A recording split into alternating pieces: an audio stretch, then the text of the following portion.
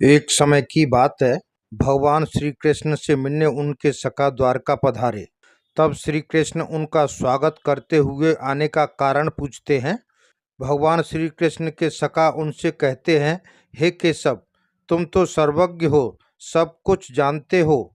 आज मैं तुम्हारे पास यह जानने के उद्देश्य से आया हूँ कि मनुष्य को किन किन वृक्षों का रोपण करना चाहिए, कौन से वृक्ष भवन के सामने लगाने चाहिए, किन वृक्षों का रोपण करने से दरिद्रता दूर होती है तथा शत्रु, रोग, भय, भूत, पिशाच, कलेश, दरिद्रता आदि से बचने के लिए कौन से वृक्ष का भवन के सामने रोपण करना चाहिए। तब भगवान श्री कृष्ण कहते हैं, हे सखा, तुमने आज समस्त मानव जाति के उद्धार के लिए अत्यंत महत्वपूर्ण प्रश्न किया है। मानव के जीवन में वृक्षों का बहुत ही बड़ा योगदान है। वृक्ष सदा ही पूजनीय है, किंतु आज तुमने उचित ही प्रश्न किया है। भवन की सीमा में वृक्षों को लगाना बहुत ही शुभ होता है। वृक्ष तथा पौधे भवन की सुंदरता को बढ़ाते तो हैं, साथ ही यह वातावरण को शुद्ध रखते हैं। वृक्षों से सकारात्मक ऊर्जा का संचार होता है, जो मनुष्य के जीवन के लिए अत्यंत आवश्यक है। वृक्ष नकारात्मकता को कम करके वातावरण को अधिक सकारात्मकता बनाने का कार्य करते हैं। घर के सामने पेड़ पौधे लगाने से घर में सुख समृद्धि आती है। साथ ही ये पेड़ पौधे कई प्रकार के वास्तु दोष को नष्ट करते हैं। घर के आंगन में खड़े वृक्ष देवताओं के समान घर की रक्षा करते हैं। मित्र भवन के पास कौन से वृक्ष लगाने चाहिए और कौन से नहीं, इसको बताने से पूर्व मैं तुम्हें एक प्राचीन कथा सुनाता हूँ, जिससे तुम्हें समझ में आ जाएगा कि वृक्षों तथा पेड़ पौधों का भवन के पास होना कितना शुभ होता है और कौन से वृक्ष लगाने से घर में दुख और दरिद्रता आती है। जो भी मनुष्य इस कथा को श्रवण करता है, उसके सैकड़ों पाप नष्ट हो जाते हैं और उसकी दरिद्रता का नाश हो जाता है। तब भगवान श्री कृष्ण का सखा कहता है, हे केशव, मैं अवश्य ही इस कथा को ध्यान से सुनूंगा, कृपया वह कथा मुझे सुनाओ। भगवान श्री कृष्ण कहते हैं, हे सखा, पूर्व काल की बात है। कुछ देश में एक अत्यंत शोभायमान नगरी थी। उस नगरी में ज्ञानेश्वर नाम का एक वैश्य अपनी पत्नी के साथ निवास करता था। ज्ञानेश्वर भगवान विष्णु का परम भक्त था। वह प्रतिदिन भगवान की पूजा करता था। ज्ञानेश्वर की पत्नी भी सुशील और घर कार्य में दक्ष थी।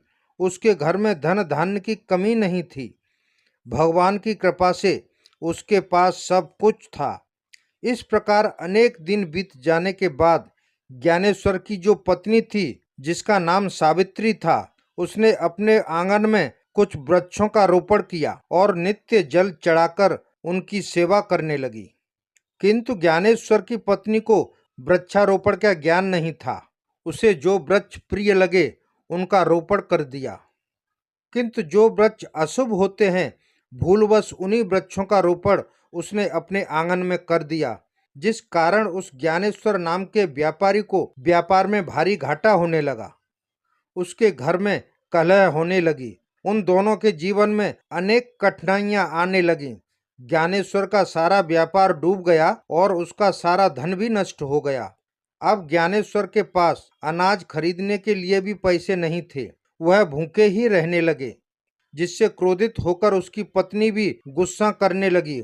वह अपने पति को कोई काम करने के लिए कहती। फिर ज्ञानेश्वर काम मांगने के लिए इधर उधर गांव में घूमने लगा, लेकिन उसको कहीं पर भी काम नहीं मिलता था। उसने घर जाकर पत्नी से कहा, हे भद्रे, कोई भी काम नहीं दे रहा है, अब मैं कहाँ पर जाकर काम ढूंढूं। वो दोनों ही पूरी तरह से हताश हो गए थे। दोनों के पास भी व्यापार करने के लिए कुछ नहीं बचा था। ज्ञानेश्वर ने अपनी पत्नी के सारे गहने भी बेच डाले और जो कुछ भी धन मिला उसी से पेट भर लिया।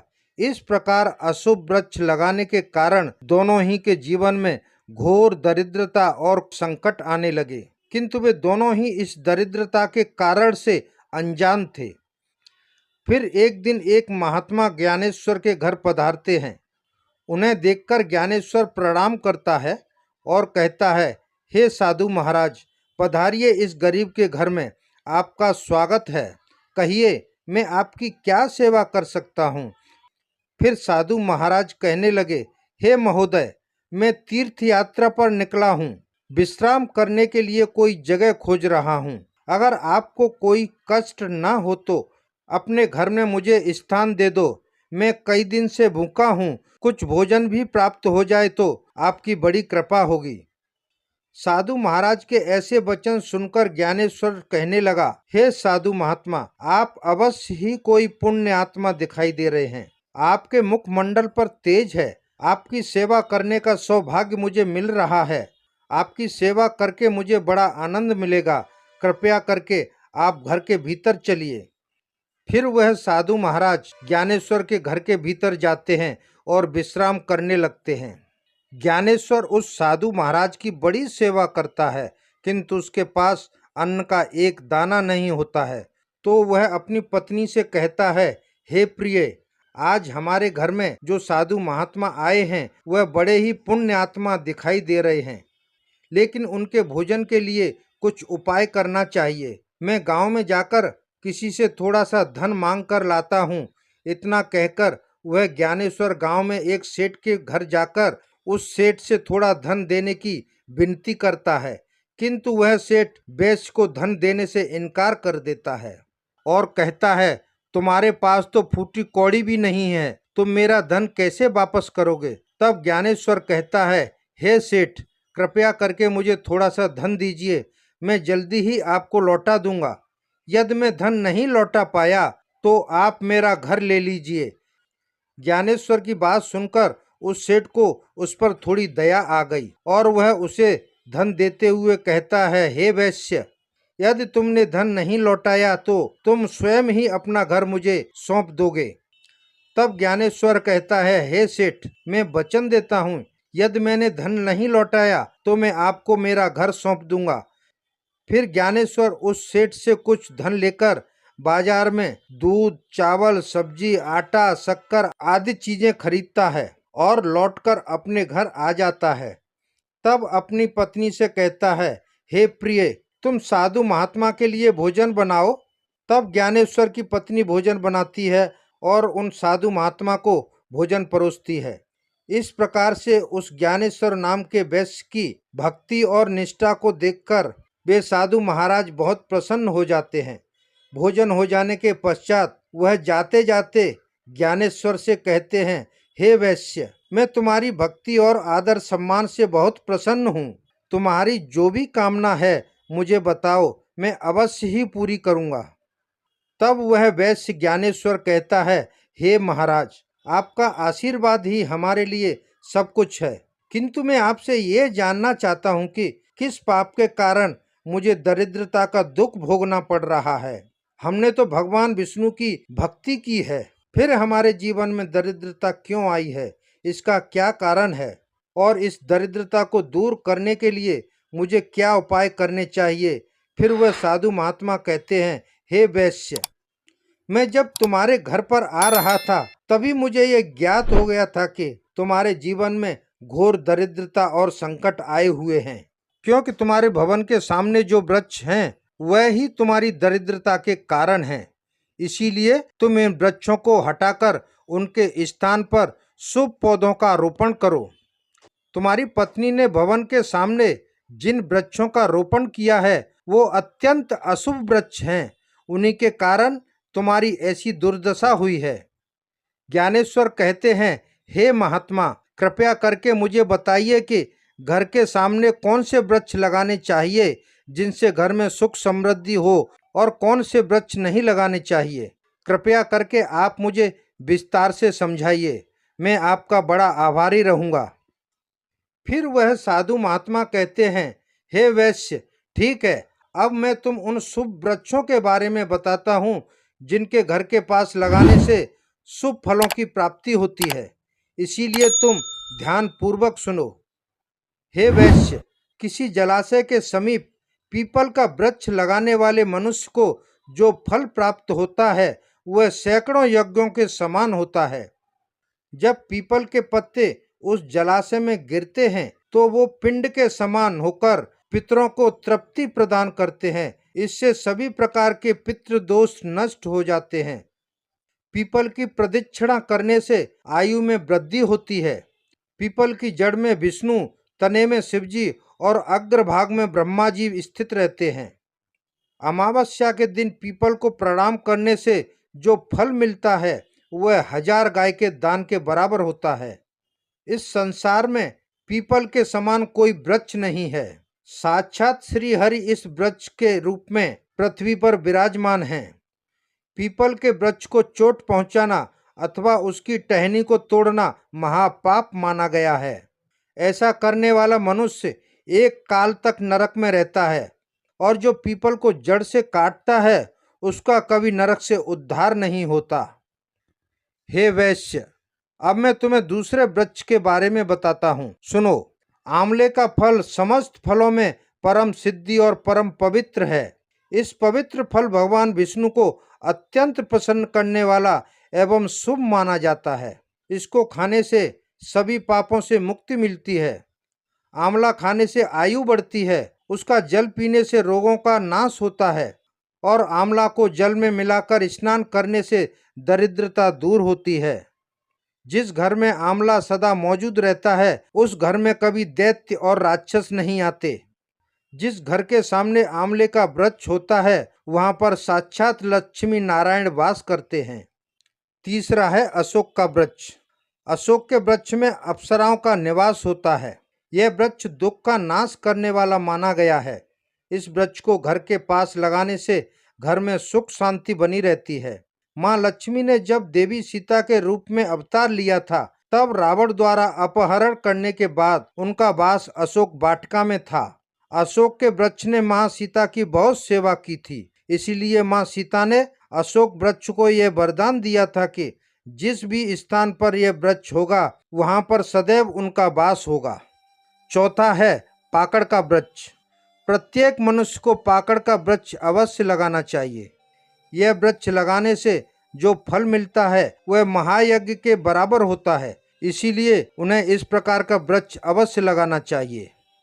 पांचवा है नीम का वृक्ष। नीम का वृक्ष लगाने से सूर्य देव प्रसन्न होते हैं। नीम का वृक्ष आयु प्रदान करने वाला माना गया है। इस वृक्ष को घर के पास लगाने से नाना प्रकार के रोगों से छुटकारा मिलता है। माँ लक्ष्मी को नीम के पत्ते अत्यंत प्रिय होते हैं, इसीलिए वह नीम के वृक्ष के पास निवास करती हैं। घर के सामने नीम का वृक्ष का रोपण करने से धन संपत्ति की प्राप्ति होती है। छठा है जामुन का वृक्ष। यदि कोई मनुष्य कन्या की प्राप्ति की कामना करता है तो उसे जामुन का वृक्ष अवश्य लगाना चाहिए। जिस मनुष्य के घर के सामने जामुन का वृक्ष होता है उसके घर में कन्या का जन्म होता है जो कुल का गौरव बढ़ाती है। सातवां है बेल का वृक्ष। बेल के वृक्ष में भगवान शिव और गुलाब के पौधे में देवी पार्वती का निवास है, इसीलिए बेल के वृक्ष के पास अगर गुलाब का पौधा लगाया जाए तो शिव और पार्वती का आशीर्वाद प्राप्त होता है। उस घर में कभी अकाल मृत्यु नहीं होती और ना ही कोई स्त्री विधवा होती है। आठवां है नारियल का पेड़। नारियल किसी भी धार्मिक अनुष्ठान का आवश्यक अंग होता है। यह अत्यंत शुभ माना जाता है।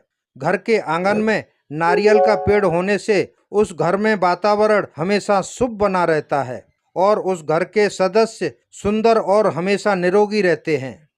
सुंदर पत्नी की कामना करने वाले मनुष्य को अनार का वृक्ष लगाना चाहिए। पलाश का पेड़ ब्रह्म तेज प्रदान करता है, इसीलिए इसका रोपण अवश्य करना चाहिए। वंश वृद्धि और संतान की प्राप्ति की कामना करने वाले मनुष्य को अंकुल का वृक्ष अवश्य लगाना चाहिए। अगर मनुष्य किसी बीमारी से पीड़ित है तो उसे खैर का वृक्ष अवश्य लगाना चाहिए। खैर का वृक्ष लगाने से बड़े बड़े रोग नष्ट हो जाते हैं। यह वृक्ष आरोग्य प्रदान करने वाला होता है। मोगरे के पेड़ में गंधर्व निवास करते हैं, इसीलिए इस पौधे का रोपण अपने घर के पास करने से कार्यों में सिद्धि और शुभ फल की प्राप्ति होती है। अगर किसी को चोर और लुटेरों का भय सता रहा है तो उसे अपने घर के पास बेंत का वृक्ष अवश्य लगाना चाहिए। यह वृक्ष चोरों को भयभीत करता है। चंदन और कटहल के वृक्ष पुण्य और लक्ष्मी प्रदान करते हैं। इन वृक्षों का रोपण करने से दुख दरिद्रता समाप्त हो जाती है। घर की उत्तर दिशा में पौम और कनक चंपा का पौधा लगाया जाए तो धन में वृद्धि होती है। केले का पेड़ बहुत ही शुभ माना गया है और यह घर में सुख समृद्धि और खुशहाली लाता है। केले के पेड़ में भगवान विष्णु का वास होता है। हर श्रृंगार के पौधे को पारिजात भी कहा जाता है। इस पौधे की उत्पत्ति समुद्र मंथन के समय हुई थी और माँ लक्ष्मी भी समुद्र मंथन से ही प्रकट हुई थी। इसीलिए पारिजात के पौधे का बहुत ही अधिक महत्व माना गया है। यदि इस पौधे को अपने घर के सामने लगाते हैं तो आपको माँ लक्ष्मी की विशेष कृपा प्राप्त होती है। मनुष्य को कभी ताड़ का वृक्ष नहीं लगाना चाहिए। ताड़ का वृक्ष संतान का नाश करने वाला होता है। जिस घर के पास ताड़ का वृक्ष होता है उस घर की संतान की कभी उन्नति नहीं होती है। अगर किसी मनुष्य को शत्रुओं का भय सता रहा है तो उसे केवड़े का वृक्ष अवश्य लगाना चाहिए। यह शत्रुओं का नाश करने वाला होता है। घर में कभी भी ऐसे पौधे नहीं लगाने चाहिए जिनको काटने या तोड़ने पर दूध निकलता हो। घर के सामने कभी भी बबूल का पेड़ नहीं लगाना चाहिए, इससे घर में विपत्ति आती है। अगर घर के सामने बबूल का पेड़ है तो उसे तुरंत जड़ से उखाड़ देना चाहिए। घर के सामने बेर का वृक्ष भी नहीं लगाना चाहिए, इसे लगाने से नकारात्मकता बढ़ती है और धन का नाश होता है और बार बार संकट आते हैं। किसी भी मनुष्य को अपने घर के सामने पपीते का वृक्ष नहीं लगाना चाहिए। इस वृक्ष को लगाने से धन का नाश होता है और दरिद्रता आती है। अगर वट वृक्ष घर की पश्चिम दिशा में हो तो घर में शोक का काल हमेशा बना रहता है। दक्षिण दिशा में तुलसी का पौधा हो तो घर में संतान को बार बार पीड़ा झेलनी पड़ती है। अगर मृत वृक्ष की छाया घर पर पड़ती है तो वह मृत्यु का सूचक होता है। मरे हुए वृक्ष को तुरंत उखाड़ देना चाहिए। वे साधु महात्मा कहते हैं, हे वैश्य, इस प्रकार से मैंने तुम्हें सभी शुभ और अशुभ वृक्षों के बारे में बता दिया है। इसीलिए तुम इन वृक्षों का रोपण अवश्य करो और भगवान की कृपा प्राप्त करो। वह ज्ञानेश्वर कहता है, हे महात्मा, आज आपने मुझे उत्तम ज्ञान दिया है, मैं आपका धन्यवाद करता हूँ। फिर महात्मा ज्ञानेश्वर को अपना आशीर्वाद देकर अपने स्थान से अंतर ध्यान हो जाते हैं। साधु महात्मा को अचानक ऐसे अदृश्य देखकर ज्ञानेश्वर और उनकी पत्नी को आश्चर्य होता है और वो समझ जाते हैं कि साक्षात विष्णु ही उनके घर पर आए थे। फिर ज्ञानेश्वर उन साधु महात्मा के कहे अनुसार अपने घर के सामने अनेक शुभ वृक्षों का रोपण करता है, जिससे अचानक ही बहुत सारे धन की प्राप्ति होती है और उनकी दरिद्रता दूर हो जाती है। ज्ञानेश्वर और उसकी पत्नी भगवान विष्णु का धन्यवाद करते हैं।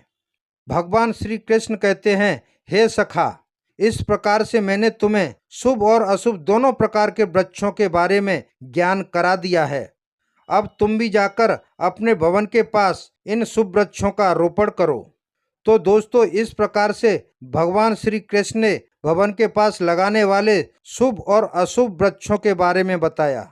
मित्रों, उम्मीद करता हूँ ये कथा आपको पसंद आएगी और वीडियो पसंद आए तो एक लाइक जरूर कर दें और कमेंट में जय श्री कृष्ण अवश्य लिखें। Thank you for watching my video. जय हिंद, वंदे मातरम।